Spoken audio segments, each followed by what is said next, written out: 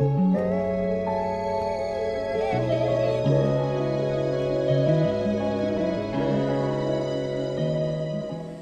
we're back with another explosive episode. This is the Transition Podcast, Man to God, and I am your host, the one and only Rashad McCants. And as always, we promise another special guest. And this guest is so special that I happened to stumble upon his greatness as it fell from the skies, and I was able to see such promise in someone that had literally not existed in my world prior to. This guy, I can't put it into words simply because we're listening on audio and I want you guys to see it. But Mr. Charles Collins from Arizona is a godsend. This guy is a gardening expert and has come up with the most innovative invention known to man. And it's a pleasure for me to introduce him in all his greatness, the one and only Mr. Charles Collins. Thank you for coming on to the podcast, the Transition Podcast. Welcome. How you doing this morning, brother? Grand risings, my dear brother. Grand risings to the listeners. I'm blessed and I'm fortunate that I'm able to be here, and given this platform to basically spread a humble message. Nothing comes without thinking about it first. And I really want that would like the most thing that I would like from the listeners to get out of this is thoughts turn to things. So don't be afraid to think about something different. Don't be to think about anything differently. Thoughts turn to things. Rashad, it's such a great conversation when we first touched ground. And I've been thinking this. I've been thinking since then. One of the two major things that I come across, because the video now on the documentary has over 3.6 million views. You still there, brother? Yes, sir. I'm here. Go ahead. All right, still has over 3.6 million views, and I really get into the reviews and the comments, because it gives me a sense of not only where we are as Americans, are as brothers and sisters on this world, because we're all brothers and sisters, but it gives me not just an American but a global perspective of where people's minds are at. And the one thing I noticed, sir, is that people are afraid to think. They're afraid to think different than what they've been told. And it seems like those who are out there telling us to think a certain way have something to profit from us only thinking that certain way. If we were to think outside the box, we'd upset their game. Oh man. So We would. let's jump into unpacking everything that you just said right there, and let's go from the standpoint of understanding the things they don't want us to know is sustainable living, being able to do and be without big tech, big government, the puppet master, so to speak. Let's speak on how important nature, reconnecting with nature, and what's the sustainable gardening actually looks like. Let's talk about that, what it looks Sure. like, and the importance of reconnecting with nature. Good question, Brother Rashad. Well, sustainable gardening isn't necessarily off-grid living. It isn't. It means that you're doing your part to sustain your well-being in your families while having the least impact on our environment and the creatures and the animals in our environment. It's a live unity with our environment instead of in a fight or in a battle with it, or trying to harness, not just harness, but trying to control, quote unquote, control everything around us. The greatest control comes in understanding what our part plays in it. For instance, we live in a desert, all right? We have 5 separate gardening stations set up at our house because when visitors come here and tour, we want them to see that no matter how much space you have, this is possible. Like, for instance, my manager Rachel and I are working on this idea right now to where let's say if it's the elderly woman, Miss Edna, all of us know Miss Edna out there, sir. She's lived a good life. She's living the best life she can, but she's 89 and maybe it's hard for her to get out there, to get out that door and get to her mailbox. But it doesn't mean that for these last 89 years that she doesn't relish the beauty that she saw on a flower Mm. or the smell of a bloom, the sights of butterfly and being attracted to her doorstep. It doesn't mean that she's forgotten about that. No, that stays with us forever. We are but the summation of our memories. Yep. Imagine if Miss Edna could just, if she can make it to her door, which she can, if she opens that door right outside her door, she's got beautiful vegetables. Right outside her door, she's got beautiful flowering plants. No one's thought that. And because Miss Edna never thought that she could have that right outside her door with minimal maintenance, with minimum impact on her environment, she wouldn't do it. Now it's for us to think outside that box. See, that's sustainable. It's not sustaining her vegetable needs, it's sustaining that quality of life that she had, that she remembers, to be able to walk outside her door, to look on her windowsill and see beautiful flowers, to be able to pick fresh basil, to be able to pick fresh lettuce, maybe 8, 9 different varieties of lettuce, 9, 10 different varieties of basil. Now, see right there, many people don't know that there are even that many types of lettuce. There are many that varieties of lettuce. Yeah. Or that many varieties of basil. But yes. Now, in this system that we're developing right now, it takes up about a 2 foot on ground, 2 foot by 2 foot footprint on the ground, which is barely nothing. And it sits in these vertical pipes. I mean, pardon me, these horizontal pipes. It weighs literally nothing. The only thing that Miss Edna would have to do is fill up the bottom, or fill up that the reservoir, which is basically a tote, a 10 gallon, 5 or 10 gallon tote. Just fill it up with water once or twice a week. Pardon me, once or twice a month. That's it, and she'll have that beauty that she knew her whole life right outside the door. Yeah, it's not sustainable for us to try to do that in her yard, because she can't take care of it.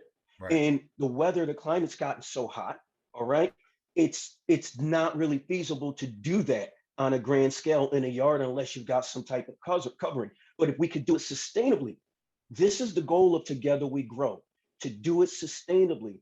It's not that we have the answers to everything. We don't, brother. We don't. It's not like we're inventing things out of the blue. The whole idea and the concept of sustainable gardening has been done for over 5,000 years to our ancestors in Egypt, most recently to the Native Americans. The Aztecs had a form of it where they would make these floating islands that would make these floating islands. They build up these land masses, and they'd be in the middle of water channels that were just thriving with fish and aquatic life. They never had to feed the plants. Understood the relationship between them, the plants, the fish, and the ground. They understood how to be sustainable.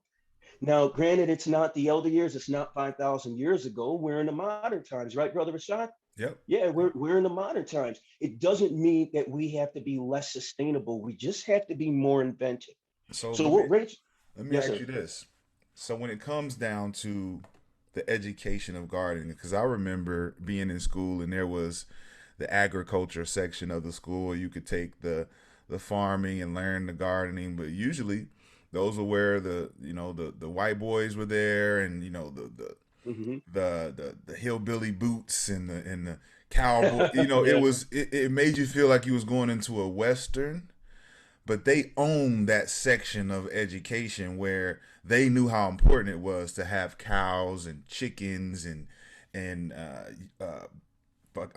corn and all of Yes, these sir. different things that they took appreciation of and we frowned upon. I want to know from your perspective, why is it such pushback when it comes to the education of gardening and agriculture and the whole, taking care of oneself instead of Hmm. allowing the powers that be to dictate how you live. Well, uh, if I could simplify this, sir, it's because Generation X and then the next generation after, and not the millennials, but that little gap in between, we the oodles and noodle kids. All right, we the oodles and noodle kids. Um, and my mom, pardon me, my grandparents on both sides. My father, all right, had a garden in his small yard in Baltimore. My grandparents, oh my gosh, I missed them. Grandma and Grandpa Harris, I really miss them, man. They had a beautiful mid-sized farm in Maryland, and I would go there as a kid, and I would just soak all of the things you just described. I would soak in no sense, and I learned how to love them. But Mm, seeing that we were moved from the country, and we moved into inner cities, and our parents had to take on multiple jobs, and they were going through all kinds of things. We became oodles and noodle kids. We mm, became a culture of manufactured foods and things of that nature instead of knowing the essence. And I say this, brother, because back home where I'm from upstate New York, Utica, New York. I love it. mm-hmm. Bless my people from the 315. Um, we, as you just said it, like the white community back home, they garden Yep. and they ask us, why don't we garden? Right. And here's where some of the listeners may take it to heart. It's because we're being fed a culture that is not necessarily healthy for us. Oh All yeah. right. Oh We're yeah. we're not being like when I was a kid, man, we had 4-H in my school. I don't even know if it's a thing now, but we had the 4-H program. We were never taught any different than our counterparts of different color. We were never taught that. But when we went home, our parents were working night shifts or doing whatever. Moms and dads was busy, man. But for the most parts, in most cases, like in my case, mom was busy. Mom didn't have time. She had time to deal to work with me with the science, but mom didn't understand why I love to watch a blade of grass grow. Right. Because she didn't have time afforded for her to enjoy those type of luxuries So because she had 3 kids to feed. let You me know what I mean? interject. Let me interject there. So is it safe to say that if kids see more of this in real time, in a way where it's promoted to try it, I'm gonna say this is to be true, that if there was some type of experience level that you could see as a kid right now in gardening, that you would pick it up. I think that if we were to show kids, all right, the first 3 steps of gardening, there would be a connection right away with earth, nature, animals, right? But we're not showing that part of the promotion. We're not showing that part of the experience where actually digging up the soil, finding the worms, moving them out the way, planting the seed, that whole process, whether it be flowers or food or whatever, it's a serenity that happens during that time. Yes, And sir. we don't promote the serenity. We don't show it at all, but I'm wondering if we show this to the kids more often in a physical form, that they actually take up, like you said, when you seen that blade of grass growing and you were able to see certain things within your family unit, it resonated within you to go and be interested in it, and in that curiosity that drives up. Do you think that that's what we need, not necessarily as a culture but as humanity, that for Yes, that sir. connection to happen, is to be able to show more of this, not just sustainable gardening but just connection with nature? Absolutely, sir. Once again, I'm going to use my manager as an example, right? I got a nephew named T, and this dude wakes up and he's immersed in gardening, immersed in nature. Rachel and I, my manager and I, actually met because she hired me to show her how to get her traditional garden set up on her property, and to teach her that this is possible, how to take care of it. Now, in the time that she's had the garden so far, the thing is a beautiful, just vegetable forest, dude. And every day, T gets to go out there, and granted, T is only like 3, so he's not sure what to eat, what not to eat, but he knows that's food. And he goes, I can't even stop. I couldn't chisel the smile off my face right now thinking about him, Brother Rashad, because he goes out there and he understands how vital this is to life. It's not something that's away from him. He's going to grow up always knowing that this is a part of who and what we are. Yeah. We have workshops at our house, all right, in the various gardens, and to see the look on a kid's face when they come here and they're immersed in it, they actually see a fish, not like a goldfish, but this is a fish. Here's how this cycle works. And they get to see the chickens and they get to see the pigs.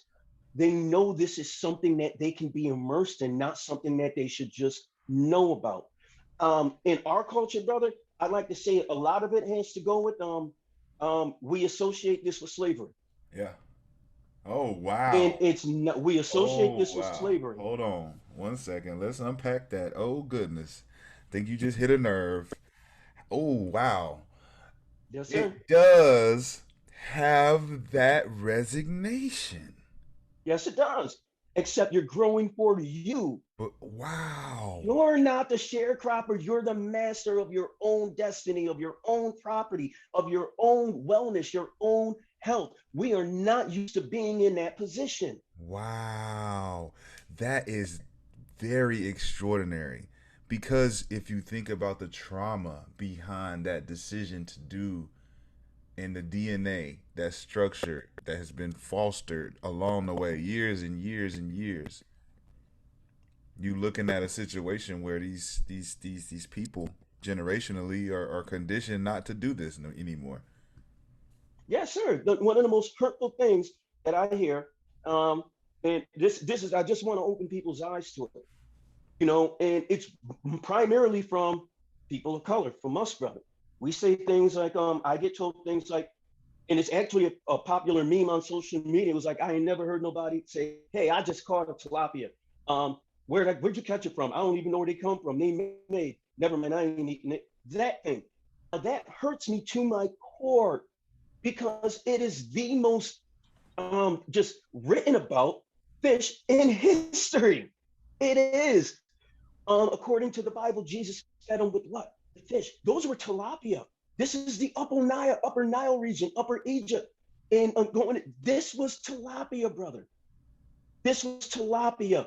All right, the sign of the fishes. If you look at a tilapia and look at the sign of the fish, that's a tilapia. But we know it's a tilapia because it represents the Savior. It's a tilapia, the most documented fish in Egyptian hieroglyphs, the tilapia. Now, it hurts me, brother, because that's how disconnected we are from our roots.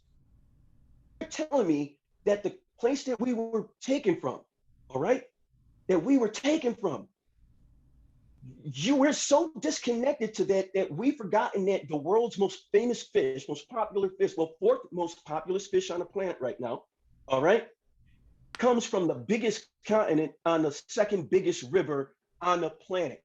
How can we be so disconnected that we forgot that in our entire lives, our entire existence, that we had bounty by the plenty?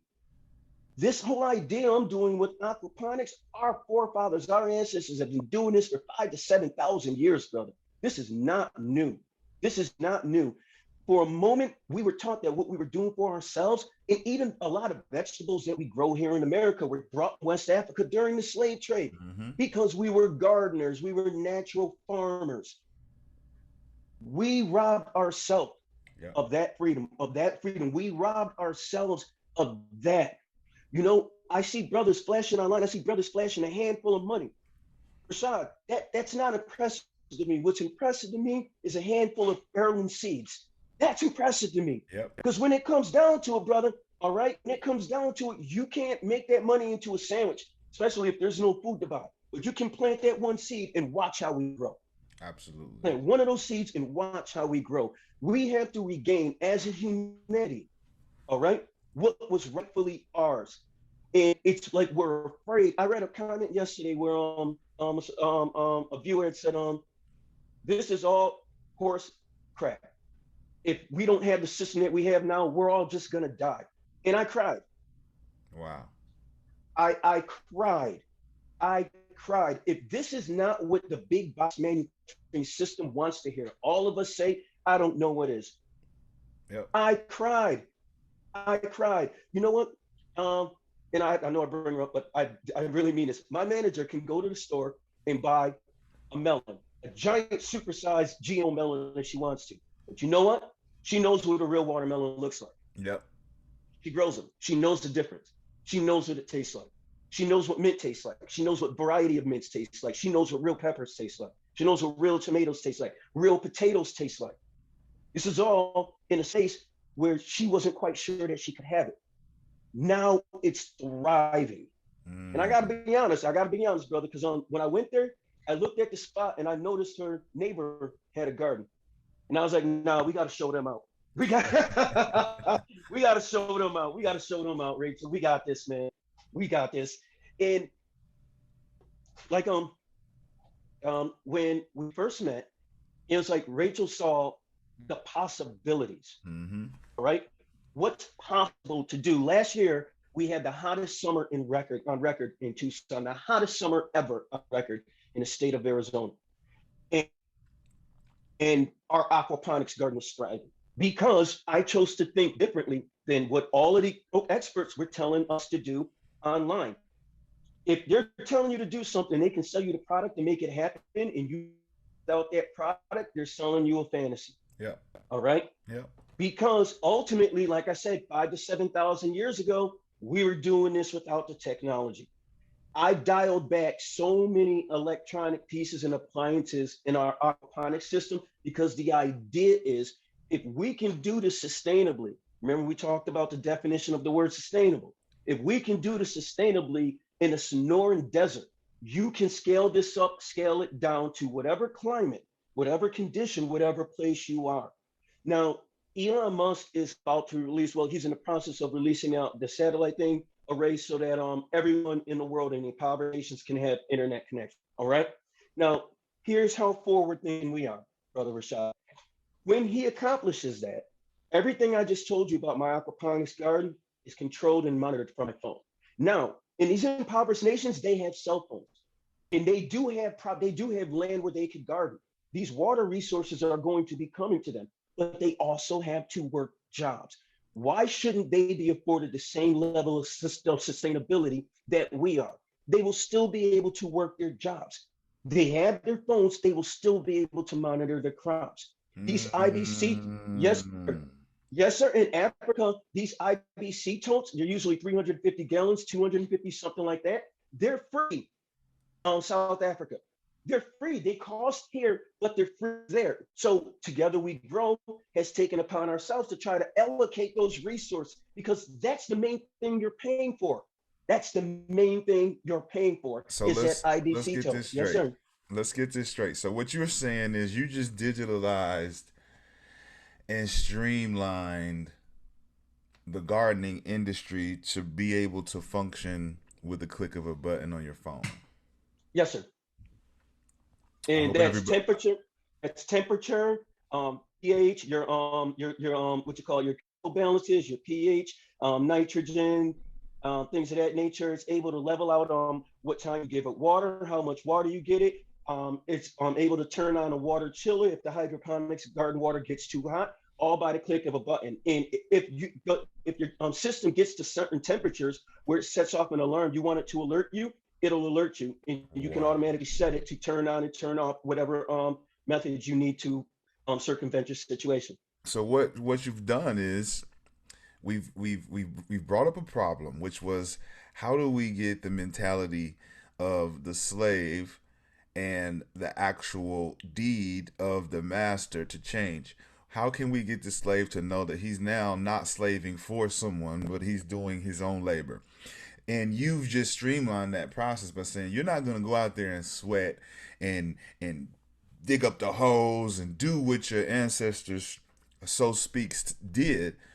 You have a streamlined version of this where it matches society. It matches our current times where you have the satellites in the sky, you have solar panels, you have things of that nature that can be automated, and one click of a button you can watch your crops grow, you can watch them from the video cameras, all that. Yes, sir. It makes it where the accountability and the excuses have to one be addressed and then the other has to disappear. There's no excuse Yes, to, sir. to, to, to tend for yourself anymore because it's automated. Automated to the point where it's sustainable. It's not like you said, it's not going to replace, There you go. but it can sustain the way of living without dependency. And I think that is most important when you're talking about everything that we've been discussing thus far. But let's segue into, I know the people are listening and they're hearing the word aquaponics a lot. And I want you to go into what that is and explain to the people how aquaponics and gardening is not exactly the same thing, but how you can get the fishing and the farming Yes, sir. alongside the gardening. All right, sir. Um, my dear friends, aquaponics is actually a combination of two types of farming. There's aquaculture, which is where you raise fish. You raise fish for a specific purpose that you want to raise fish, you want to feed them. I mean, you want to sell the fish now, or you want to eat the fish. Now, this is where the misconception what aquaponics comes in because people instantly think of big fish farms, things of that nature, and I detest them. I do. I detest them.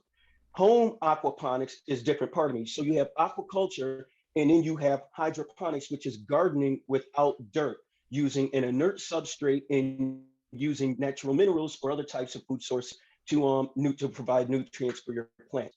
Now, what aquaponics does, it combines aquaculture with aqua farming with hydroponics farming. So now think of it as if you lived on the side of a river and in the river you have fish and you have a garden right on the bank of that river.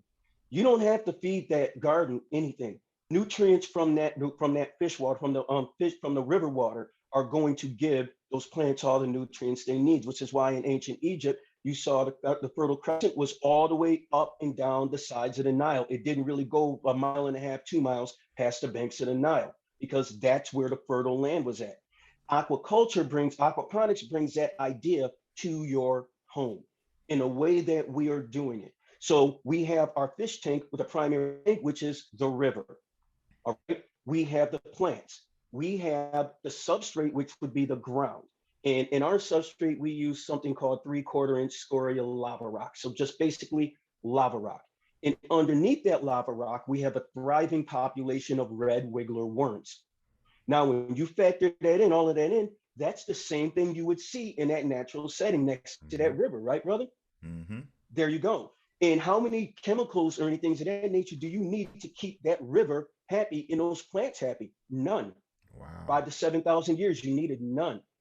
So what we've done it together, we grow AZ, we've managed to dial back and find that niche to where you look out in the yard, it looks like just this beautiful oasis coming out of nowhere. And then you hear the water trickling. And you can go there, you can move the lava rocks out the way. And if you go deep enough, you'll see the beautiful red wiggler worms in there that are breaking down the decaying old roots, breaking down the old decaying fish waste that may be in the tank. And it keeps it's literally perfectly pH balanced. I don't have to do anything to the system. All I have to do is add water because just like lakes would add water to rivers or mountains would add water to rivers or rain would, you have to supplement that. But Mm. the amount of water that we're adding, we're not adding water to feed the plants. We're just supplementing the water, we're replacing the water that the plants absorbed. So there's no waste. The sunlight doesn't hit the substrate, doesn't hit the basically our version of the ground. So there's barely any evaporation from the sun. We've dialed it in from not 90, but to 95% less water than traditional gardening. And you have some of the most beautiful, delicious, healthy, thriving fish that you could imagine. So Tilapia are, oh, sorry, sir. no, go ahead. Yeah. This is it's so interesting because I want you to talk on certain points that the audience can grab onto for sake of curiosity. So to get this all the way clear, like you have created a sustainable, streamlined version of gardening where outside in the backyard you can have your own setup to sustain a healthy way of living as far as eating and wellness. If someone wanted to take, just like when I seen the video, the first thing I thought was, how do I get in touch with this guy? I want this in my backyard. I want this. How can he teach me? How much it's going to cost me? Whatever it is, I know how important it is.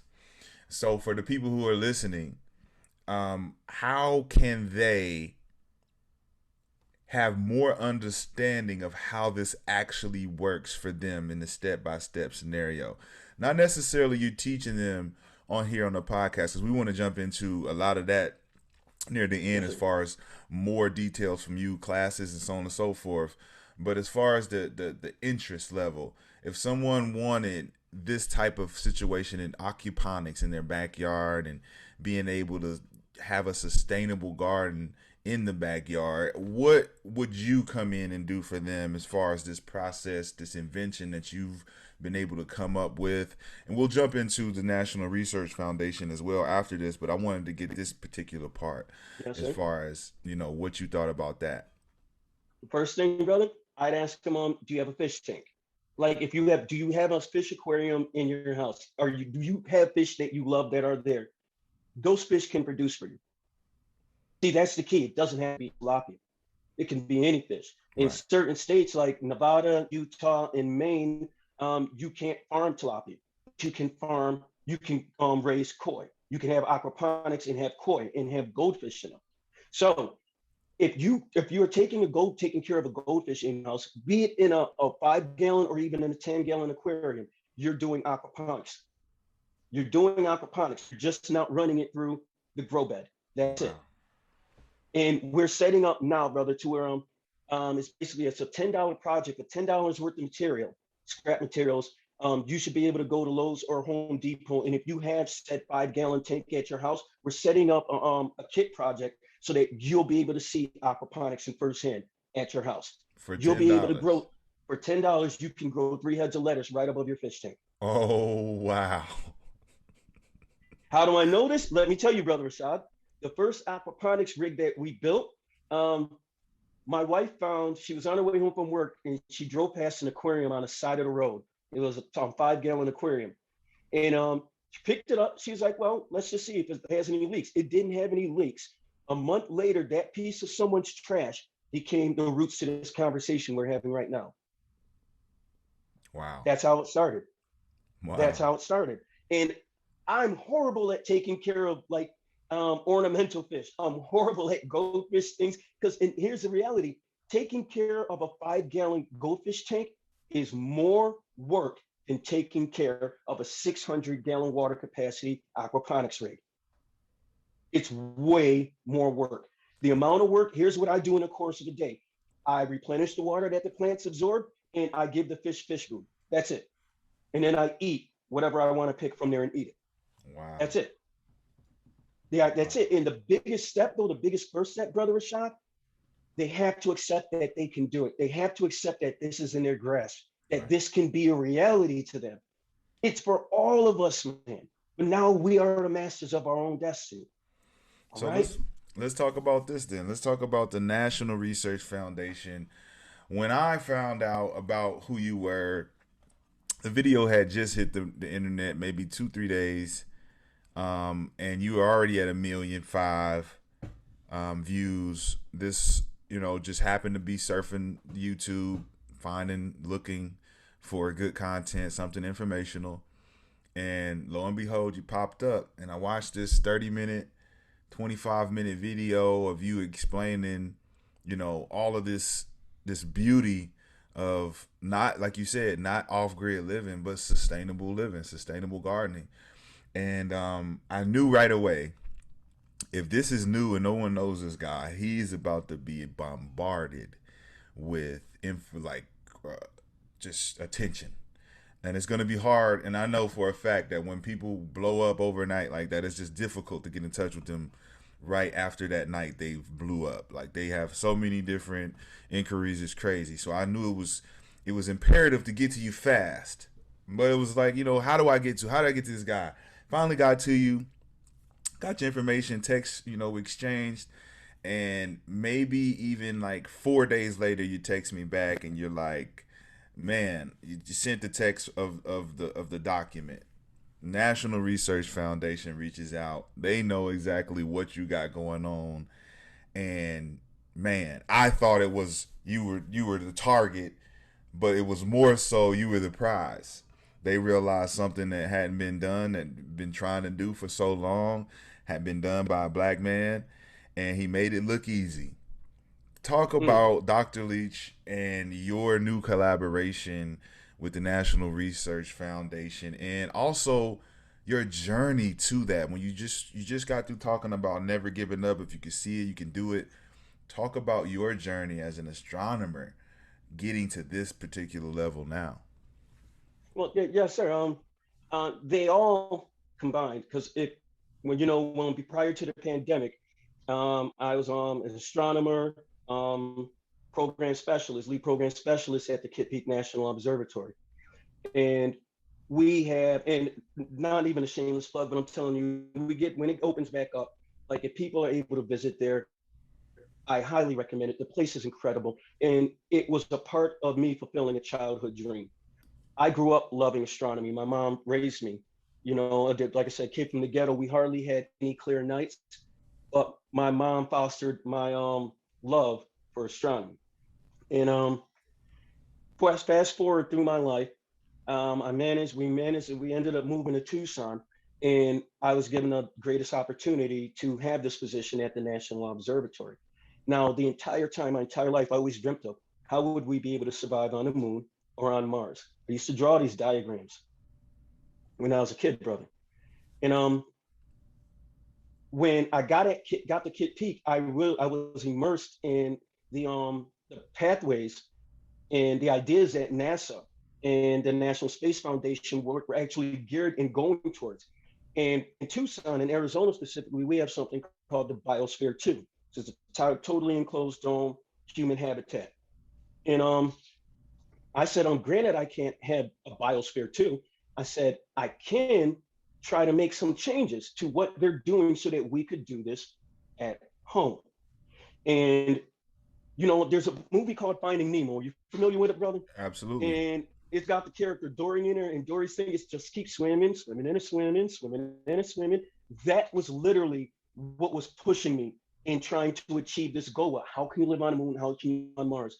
I'm putting out these obscure videos about the process while I'm learning it. And they weren't videos for any purpose. It was just keep swimming, just keep swimming. Yeah.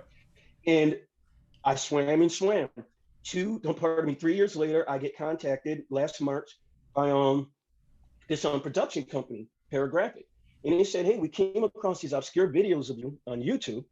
And we were wondering, we're really interested in what you're doing. We were wondering if we could make a documentary about it. We think it's gonna change, it's gonna affect a lot of people. So they came here and they filmed the video. Once again, I didn't know Paragraphic from a hole in the wall, brother. I'm just walking in the light, following the way. I'm Dory, and I just keep swimming. I just keep swimming. I just keep swimming. So they come here, they film the documentary. The documentary releases. In that time, I met some of the most influential people in my life right now. I met my manager, Rachel. I met my director and my producer, Billy Wilson. And I met them because all I was doing was Dory. I just kept swimming, just kept swimming, just kept swimming. These are the amazing people that are coming into my life. The video drops. Brother Rashad comes into my life like I don't know, man, Solomon. Brother came through like Solomon, man. and and it was just such a breath of relief when you came in because and I was so happy to report to you that just like the many other viewers had saw the video and inspired them, Dr. James Lech from the university in Netherlands, from the pardon me, but from the university in the Netherlands, he contacted me. He said, Charles, in his enthusiasm, take mine, multiply it times a million. That's James. He said, Charles, we love what you're doing. He said, I love what you're doing, but do you realize what you've done? And I said, no, sir, and I brought up the same thing with Dory. I just keep on swimming, swimming and swimming. And he said, there are scientists who get multi zero digits, grants to prove in theory that what you're doing in practical form can happen. You're actually doing it. Charles, you're going to change the world. So Dr. James, and oh man, just, I adore Yeah, this guy. I got chills too, Charles. I got chills too. Dude, Yo, I think everybody's got chills right now. If they're no, listening, if you don't, something's wrong with you. he said to me, brother, he said, what we're going to do, Charles, is we're going to break down everything that you've accomplished in that video. And we're going to make it so that babies can absorb it. He said, because you're dealing with high science. You don't realize it because I'm not a horticulturist. I'm not that. I'm not a botanist. I'm an astronomer, dude. Come on, man. I live amongst the stars, brother. That's where I'm at. I live amongst the stars, man. Yes, sir. And he said, you know, for instance, for instance, um, bubbles. We all know that plants need oxygen. We all know that plants get their oxygen from the air, blah, blah, blah. They absorb, pardon me, they get the carbon dioxide from the air and they exude oxygen. They put out oxygen. But the roots need oxygen, not the leaves. Right. Now, that means your soil's got to be oxygenated. That means in our case with aquaponics, you're not using soil. So you're using some type of bubbling system, a water bubbler. All right. Well, a normal size bubble, and this is something if people want to do this at home right now, they can. They can. All right. A normal sized bubble contains about 5% oxygen per mass. So in that big bubble, at most, that's 5% oxygen. When that bubble pops, it just pops. The surface tension, there's a hole in it, the surface tension breaks, it pops. Now, the technology we're using is called, it's utilizing Einstein's Brownian theory. All right. This is all after working with Brother James. Einstein's Brownian theory. And that means that bubbles have behaviors. If you have a normal size bubble, that normal size bubble is going to contain 5% gas. Because it's so volatile, it's only going to last for a few seconds. Mm-hmm. Then you go to the next smallest bubble, that's called a macro bubble. And when I say that you guys can all do this test at home, you can. You can. Watch this, peep game. You have your macro bubbles. Macro bubbles contain between 40 and 45% gas per bubble. They last a little bit longer, but still very unstable. Mm-hmm. Now you go to the smallest bubble, which is a nanobubble. You can fit 350 nanobubbles inside a regular size bubble. And each one of those nanobubbles can contain 85% oxygen. Wow. Yes, yes, which means per energy and per amount of time that you're running that oxygenator, that oxygen provider, if you're providing nanobubbles instead of regular bubbles, you should be able to run that machine for less time because the oxygen is sustained in that water in the form of nanobubbles. Sounds out of this world, right? But it's not. Folks, fill up a glass of in your house. If you have a glass and you have some ice cubes, put the ice cubes in your glass. Open a fresh can of or bottle of ginger ale. Pour it in that glass. I want you to take a straw, all right, and I want you to put it in that glass. And with your mouth, I want you to just blow bubbles, blow air into the bottom of that glass of ginger ale. You'll see good sized bubbles, normal sized bubbles come out.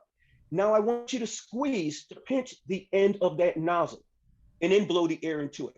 And watch how much smaller the bubbles are that are coming out of that straw on the other end. This is nano bubble technology.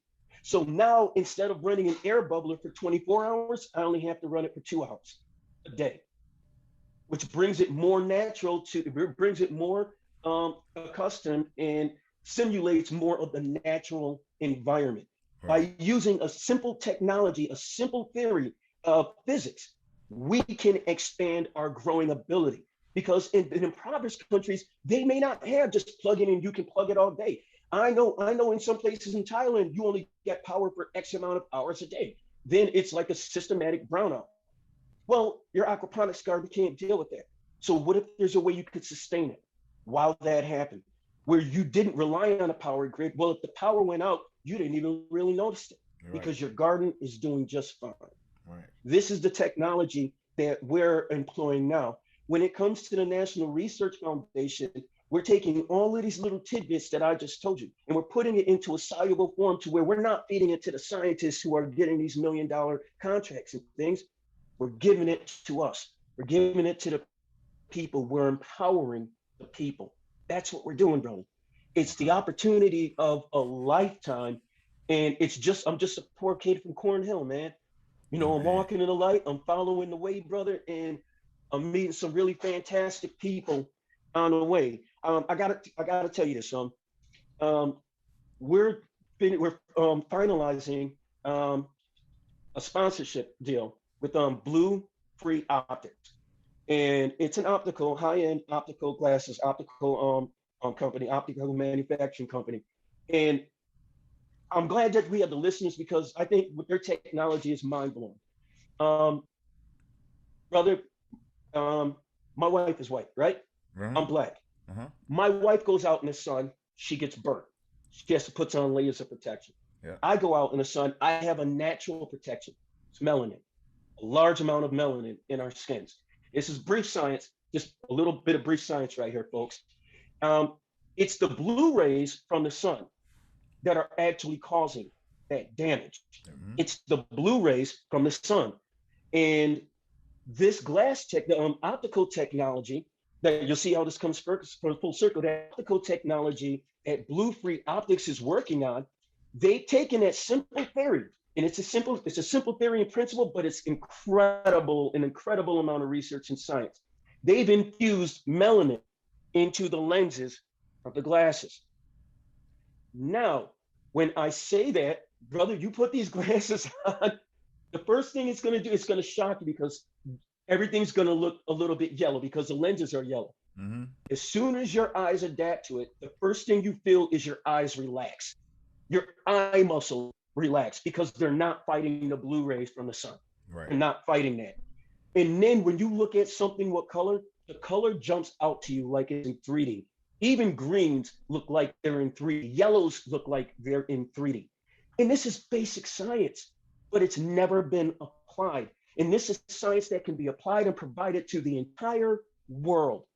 And it's so simple that they want your boy to be, be out there and, rock rock a few Right. shades, man. All right. You gonna rock a pair of shades? You gonna wear some, man?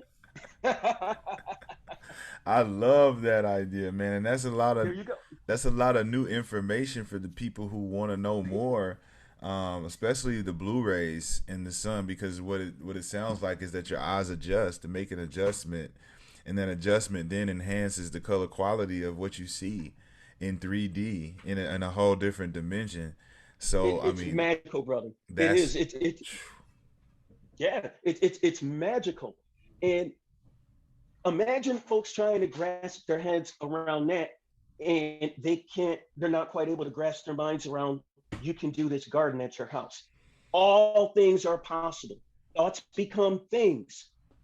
Thoughts become things. And if all you're thinking is that you can't, well, you can't becomes a thing. And that's the one thing that none of us need. We don't need it. well. We don't Let's need you can't so we can't in our lives. let's go ahead and transition right into the outro, brother. We here at the transition, we do this thing at the end of the conversation. I have three words I'm gonna throw at you, and I want you to just respond for each word that you hear and tell me what's the first thing that comes to mind and why. Yes, sir. You got it? All right, Yes, here sir. we go. First word we're gonna throw at Charles today is going to be the transition. What does transition mean to you and why? Transition is growth. Transition means waking up the next day. Transition is what you're going to do the next second, what the next minute. Transition is the beauty to life because we're not humans, we're human beings. And the emphasis on beings, which means we should constantly be in a state of transition because Mm, that's the greatest power we have. Minute by minute, we can literally, second by second, improve ourselves in transition into something greater. That's such an incredible ability to have as humans. No other animal species can do it. We can. It's like a superpower, but it's a superpower that's so common that we don't realize how super it is. Transition. wow. Wow. That's what I'm talking about. That's the energy we talk about when we talk about the transition. We talk about the steps you have to take, the passion you have to have, and also the discipline it takes to continue forward. And Charles just broke that down perfectly. So we're going to go right into the second one. The second word would be transformation. What it comes to mind and why? Transformation is a second step to transition. But transformation is a change that is a consistent change that you see in yourself, not the determination of how other people see you. Mm, That's not your transformation. You are so controller of your path going forward. It's up to you to learn from your past. It's up to you to move forward. Transformation. If you're transitioning constantly, transformation is the next step. Yeah, my transition was when I woke up this morning, my transition was to my first transition. Okay. I'm going to wake up, I'm going to get ready. But I'm not going to just get ready. You see what I'm saying? There are little things I could do within that mix to help my transition, which will transform me into a better example, a better creation, a better representation of myself every minute, every minute of every day. Even when I sleep, brother, you notice I didn't say wake a minute. Even if I'm asleep, I wake up like transition, transformation, and you got to tell me what the third word is, man, because these are life words to me right here. Stay with me. Stay Yes, with sir. me. I'll stay with. I hear you. I hear you opening up. Stay with me. There we are. Okay, so as he spoke on the transformation, we oftentimes the same way. It's a metamorphosis. It's you're changing. It's your culmination of who you want to be. You found out who you are in your transition. Now you know, and now you want to be this entity, this thing, this idea. And the only way to become that is to transform into that. And it's a Yes, sir. process. Our whole process with this podcast is to understand the steps it takes in those processes. And that there are different processes, not just one streamlined direction that you must go. There's going to be paths, there's going to be valleys, there's going to be hills, there's going to be things you're going to have to overcome, but ultimately you're going to transform. And that leads us to our third word, which is transcendence. What comes to mind? What do you think? Don't limit yourself or what you're doing by what you think you're capable of because you're not transcending it. You're just sitting there. You're just, once again, you're not a human being. You are a human being, but you're a human being less than your total potential. Mm, Transcendence is when that next step is beyond what your sense or idea of control is going to dictate. It goes into, I don't know if you want to get to speak on the spirit, brother, but yes. um that's the ultimate right there. Like transcendence. When I wake up, I don't think I'm farming. All right. I don't think I'm calling to have a meeting with my manager. I don't think, hey, I'm gonna talk to brother Rashad. When I wake up, I think I'm gonna fill the shoes that what this thing has built for me to fill, which is above and beyond anything that I could have predetermined. And had I just said, hey, I'm doing it right and this is the only way I'm going to do it, I would have never transcended. And transcending isn't just one stage, it's continuous again.